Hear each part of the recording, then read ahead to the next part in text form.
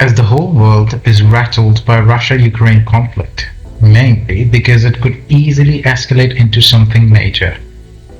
Although the world is concerned with what is going on in Ukraine and the effects of war on the rest of the world economy, Europe is mainly affected due to massive number of refugees, immigrants leaving Ukraine are entering neighboring countries, but essentially due to there being a war in Europe first time since World War II. Ironically, something that many European countries and US as part of NATO imposed on other countries around the world.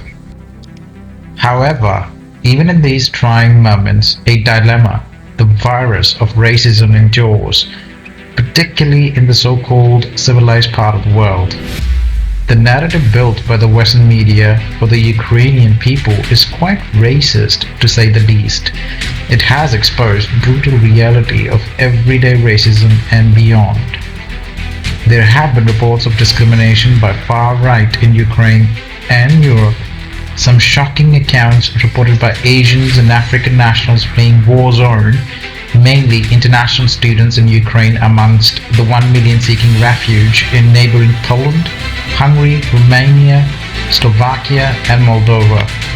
Like Iraq or Afghanistan that have seen conflict raging for decades. This is a relatively civilized, relatively European. Now the unthinkable has happened to them. And this is not a developing third world nation. This is Europe.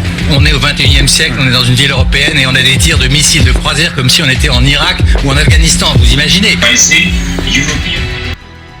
African and Asian people were forcibly barred from embarking trains and buses leaving Ukrainian cities, as priority was given to white Ukrainians. Those who finally reached the Polish border, some even on foot, found that again white Ukrainians were prioritized entry, as if the trauma of war wasn't enough. These Africans, Asians and Middle Eastern nationals were met by verbal and physical abuse on arrival. They spent 2 to 3 extra days at border checkpoints and reported lack of food, water, accommodation, or basic support in freezing winter conditions while they waited to get through. On the border, they were preferring Ukrainian people, and we had to wait even more than we should have because of those people, because of racist people. Ukrainian people taking bus, and foreign people, except Ukrainian, are going by walking. They told us like, we are going to give you guns and you're gonna fight for Ukraine. I said, hi, we gonna fight for Ukraine? We are not Ukrainian. We are black. So how can we fight? How can we fight for Ukraine? The most dangerous dimension of racism is the mobilization of neo-fascist, white supremacist Azov movement in Ukraine since 2014. It is even funded by Israel.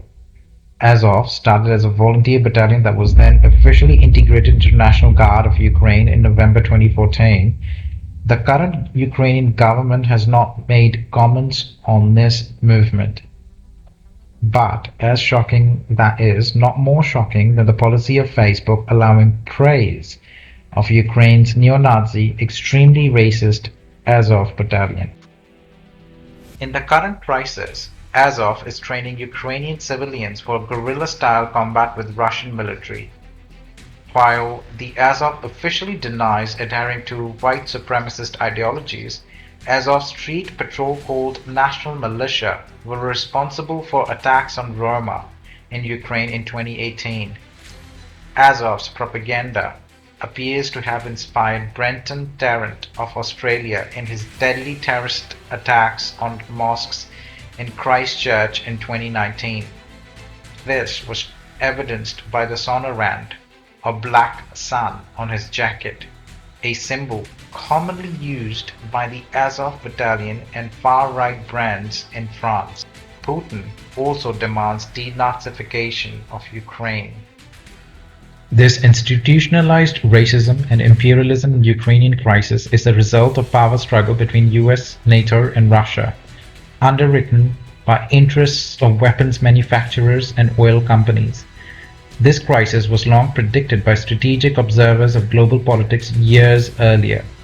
This extreme racism is anticipated from civilized world, the West, that pressures countries like Pakistan, India, UAE, and 35 countries that abstain from voting to vote against and condemn Russia in UN resolution bill, yet conveniently chooses to ignore and stay silent of the atrocities by apartheid state of Israel in Palestine and its funding of the neo-Nazi Azov battalion.